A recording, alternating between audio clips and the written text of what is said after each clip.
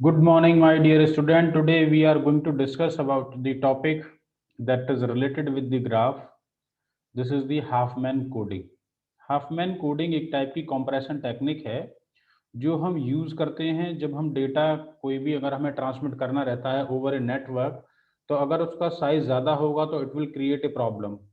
उसमें हमारे डेटा के लॉसेस होने के चांसेस हो जाते हैं, तो इस वजह से we have to apply different different kind of compression techniques to transmit the data in a proper way. क्योंकि जो data over a network transmit होता है वो पैकेट्स की फॉर्म में होता है। तो वो पैकेट्स अगर उनमें से कोई भी पैकेट लॉस्ट कर जाएगा, सोर्स टू डेस्टिनेशन पे नहीं पहुंचेगा, तो एग्जैक्ट इन्फॉर्मेशन जो कि आपने ट्रांसमिट करी है अपने एंड से वो रिसीवर एंड पे 100% एग्जैक्टली रिसीव नहीं होगी, जिससे जो हमारा एक ऑब्जेक्टिव है उस इंफॉर्मेशन को ट्रांसफर करने का वो हमारा फुलफिल नहीं होगा। तो इस पॉइंट ऑफ व्यू से कई सारे टाइप की कंप्रेशन टेक्निक्स यूज होती हैं। जैसे कि अगर हमें कोई वीडियो ट्रांसमिट करना है तो हम उस वीडियो को भी कंप्रेस कर लेते हैं। अगर हमें कोई इमेजेस फोटोज ट्रांसमिट करने हैं तो हम उन्हें भी किसी भी टाइप की कंप्रेशन टेक्निक से कंप्रेस करके हम उन्हें ट्रांसमिट करते हैं। अगर मान लीजिए कोई जनरल इन्फॉर्मेशन है, कोई टेक्स्ट है, कोई मैसेज है, अगर हमें वो भी ट्रांसफर करना है तो उस चीज़ के लिए भी हमारे पास कंप्रेशन टेक्निक्स हैं। तो कंप्रेशन टेक्निक में से एक टाइप की जो कंप्रेशन टेक्निक है जो कि हमें स्टडी करनी है, that is called as a Huffman coding. तो हाफमैन कोडिंग कैसे काम करती है ये हमें समझना है, कैसे इसका पूरा प्रोसेस है। जैसे कि अगर हम ये कहते हैं कि इसमें एक तो क्या है कि हमें एनकोडिंग होती है, डिकोडिंग होती है। एनकोडिंग में क्या है कि जो भी हमारी ओरिजिनल इंफॉर्मेशन है वो किसी न किसी एक मेथड या की हेल्प से आप उसको दूसरे फॉर्मेट में कन्वर्ट कर देते हो, ताकि मोटिव इसका ये है कि अगर कोई उस इंफॉर्मेशन को पता कर लेता है तो उसका एक्चुअल मीनिंग वो पता नहीं कर पाता है। तो ओरिजिनल मैसेज से किसी दूसरे मैसेज में, दूसरे टाइप के मैसेज में ट्रांसफर करने के इस प्रोसेस को हम एनकोडिंग बोल देते हैं। जैसे एस्काई भी है। एस्काई में क्या है कि जो भी हम करेक्टर्स को ओरिजिनल टेक्स्ट में जो भी करेक्टर्स हैं अगर हम उन्हें किसी एस्काई कोड में कन्वर्ट करते हैं, एनकोड करते हैं, तो एस्काई में क्या है कि एक फिक्स नंबर ऑफ स्लॉट होते हैं, इतने नंबर ऑफ बिट्स में एक पर्टिकुलर करेक्टर हमारा कन्वर्ट होगा। उसमें क्या है कि हमारे जो भी नंबर ऑफ बिट्स हैं रिक्वायर्ड होंगी किसी भी एक मैसेज को ट्रांसफर करने के बाद वो ज़्यादा हो जाएंगी, क्योंकि उसमें फिक्स साइज ऑफ लेंथ हम अप्लाई करते हैं पर्टिकुलर करेक्टर को दूसरे या एस्काई करेक्टर में, एस्काई कोड में कन्वर्ट करने के लिए। क्योंकि वो जो टेक्निक है वो क्या है, fix length of code use करती है। इसी के लिए अगर हमें कोई भी ऐसी टेक्निक पता चल जाए जो कि वेरिएबल लेंथ हो, वेरिएबल से मतलब ये है कि अगर कोई एक मैसेज है जिसे कि मुझे एक ओवर ए नेटवर्क ट्रांसफर करना है, तो उस मैसेज में जो भी करेक्टर जितने ज्यादा नंबर ऑफ टाइम आया है उसके लिए जो करस्पॉन्डिंग कोड जनरेट होके आए, एनकोड होके आए, उसमें नंबर ऑफ बिट मेरी कम होंगी, तो टोटल नंबर ऑफ बिट मेरी क्या हो जाएंगी, ओवरऑल कंप्रेशन के बाद जो मुझे मिलेंगी वो कम होंगी। तो मतलब क्या है कि वेरिएबल लेंथ ऑफ कोड में अगर अप्लाई कराऊंगा तब मैं डेटा को एक्चुअल में कंप्रेस कर सकता हूं। तो उससे क्या होगा कि मान के चलो किसी भी एक मैसेज में जो कि मुझे ट्रांसफर करना है उसमें ए जो वर्ड है वो मान के चलो 10 टाइम्स आया है, तो उसके लिए जो मैं कन्वर्ट करा के कोड लेके आऊंगा अगर वो एक या दो बिट का है, तब जो टोटल नंबर, क्योंकि 2 मल्टीप्लाइड बाई 10 करूंगा मैं, अगर 2 बिट में वो कन्वर्ट होके आ रहा है तो 20।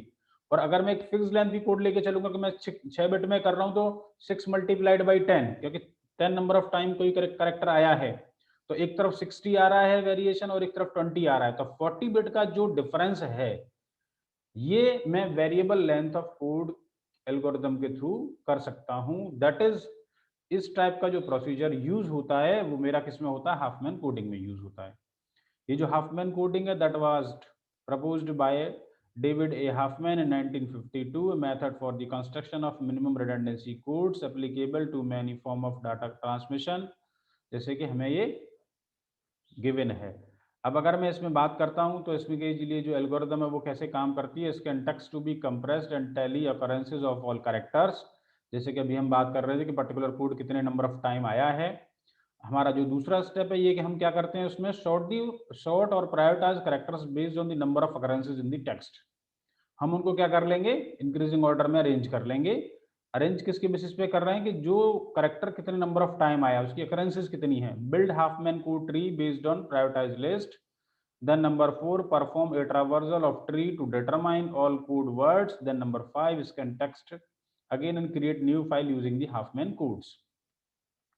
जैसे कि अगर हम ये बात करते हैं कि यहाँ पे हमें जो गिवन है,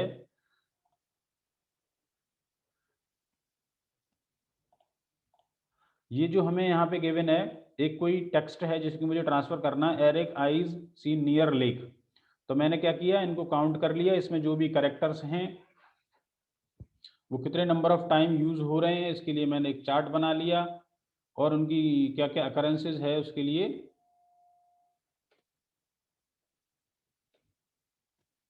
जैसे ये हमें गिवन है, व्हाट करेक्टर्स आर प्रेजेंट, ये सारे वो करेक्टर्स हैं जो इसमें प्रेजेंट हैं। व्हाट इज द फ्रीक्वेंसी, ये कितने नंबर ऑफ टाइम इस मैसेज में यूज हुए हैं सारे के सारे, इसके लिए मैंने एक चार्ट प्रिपेयर कर लिया है। अब मैं उनको अरेंज कर लिया इंक्रीजिंग ऑर्डर में। स्टार्टिंग में जैसे हम देख रहे हैं कि ई 1 टाइम आया है, कैपिटल ई, आई 1 टाइम आया है, इस तरीके से मैंने इन्हें अरेंज कर लिया है। अब मैं इनसे ट्री बनाना स्टार्ट करूंगा, तो जिसकी प्रोबेबिलिटी या जिसकी फ्रीक्वेंसी कह सकते हो आप वो सबसे कम है, उनको मैं क्लब करना स्टार्ट करूंगा। जैसे कि मैंने अगर आप हम पीछे देखते हैं तो देखो ई और आई की सबसे कम फ्रीक्वेंसी है, तो मैंने एक साइड से इन्हें ऐड करना शुरू कर लिया। इस तरीके से ई और आई टोटल मिला के इनकी जो फ्रीक्वेंसी होगी वो 2 होगी, और नेक्स्ट स्टेप के लिए ये मेरे लिए एक सिंगल करेक्टर काउंट होगा। तो इसको इंक्लूड करते हुए मैं दोबारा से फिर इन्हें इंक्रीजिंग ऑर्डर में अरेंज कर लिया है, तो ये यहाँ पे जाके प्लेस हो गया। अब जो दो मिनिमम होंगे वाई और एल, तो मैं इनको यहाँ पे फिर से कंबाइंड कर लूंगा, और ये प्रोसेस मेरा लास्ट तक चलता रहेगा जब तक कि ये पूरा ट्री मेरा फॉर्म नहीं हो जाता है। तो इस तरीके से अगर हम देखते हैं तो ये मेरा कंप्लीट ट्री जाके लास्ट में तैयार हो गया है। इसी वे में हर जो भी मिनिमम 2 कैरेक्टर्स की जो फ्रीक्वेंसी आप उनको ऐड करोगे, और जो टोटल फ्रीक्वेंसी आएगी फिर से आप उन्हें इंक्लूड करते हुए फिर से यू हैव टू अरेंज। तो ये स्टेप्स हमें तब तक करते रहना है जब तक के सारे जो भी हमारे कैरेक्टर्स हैं कंबाइंड नहीं हो जाते हैं। और ये हो जाने के बाद after enqueuing this node there is only 1 node left in the priority queue. तो इस तरीके से ये टोटल आपने कैलकुलेट कर लिया, ये जो 26 है ये हमारा टोटल इसका आंसर आ गया है। अब हमें क्या करना है कि जो भी मैसेज में कैरेक्टर्स इन्वॉल्व थे जैसे कि वो सारे के सारे हमारे कहाँ पे आ जाएंगे, लीफ नोड पे आ जाएंगे। अब हमें इनके लिए कोड प्रिपेयर करना है इस ट्री की हेल्प से। तो अब हमें ट्रावर्सल करना है। ट्रावर्सल करने के लिए जैसे कि अगर मुझे कैपिटल ई का कोड पता करना है, तो इसके लिए मुझे सबसे पहले क्या प्लेस करना पड़ेगा, लेफ्ट साइड में 0, राइट साइड में वैल्यू 1। 20 से जो 10 के लिए एक जो लाइन आ रही है यहाँ पे मैं वैल्यू 0 रखूंगा। 26 से 16 की जो लाइन आ रही है तो मैं यहाँ पे वैल्यू 1 रखूंगा।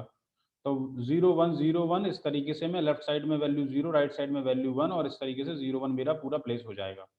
उसके बाद अगर हम देखते हैं अब मुझे ट्रावर्सल करना है, तो कैपिटल ई के लिए जैसे अगर हम मूव करेंगे तो आपको रूट से लेकर ई तक आना है, जिसका आपको करेक्ट बिट कैलकुलेट करनी है, हाफमैन कोडिंग करनी है। तो जैसे 26 से ई तक आना है मुझे, तो जो जो करेक्टर्स मुझे मिलेंगे, जो भी बिट्स मुझे मिलेंगी रूट से उस पर्टिकुलर करेक्टर तक आने के लिए, वही उसके लिए कोड हो जाएगा। जैसे 0 0 0 0, तो ई के लिए क्या हो गया 0 0 0। ऐसे ही आई के लिए क्या हो गया 0 0 0 0 0 0 1, क्योंकि यहाँ पे 0 यहाँ पे 1, लेफ्ट साइड में 0, राइट साइड में 1, तो यहाँ पे लास्ट में जाके 1 आ जाएगा। ऐसे ही वाई के लिए 0 0 1 0, आई इसके लिए 0 0 1 1 0 1 0 0, डॉट के लिए 0 1 0 1, स्पेस के लिए 0 1 1, ई के लिए 1 0, आर के लिए 1 1 0 0, एस के लिए 1 1 0 1, एन के लिए 1 1 1 0, ए के लिए 1 1 1 1, और इस तरीके से हमारे ये कोड आ जाएंगे। और हम इसमें देख रहे हैं कि इसमें variable length of code use हो रहा है। जैसे कि अगर आप देख रहे होगे तो फ्रीक्वेंसी ई की हमारी सबसे ज़्यादा थी, इसके लिए ही सबसे कम बिट का कोड जनरेट होकर इस एल्गोरिथम से आया है। यही इसका बेनिफिट है, यही इसका एक एडवांटेज है। तो ये हम इस तरीके से इसमें कोड को जनरेट करते हैं, और हम ये भी शो कर सकते हैं कि अगर इसी मैसेज को अगर मैंने एस्काई से किया हुआ होता तो टोटल नंबर ऑफ बिट कितनी रिक्वायर्ड होती, और यहाँ पे जो मैं कर रहा हूँ इसके थ्रू, उसमें नंबर ऑफ बिट हमारी कितनी रिक्वायर्ड हैं। तो इस तरीके से हम इसके बेनिफिट को भी शो कर सकते हैं। तो इस तरीके से ये एल्गोरिदम मेरी काम करती है।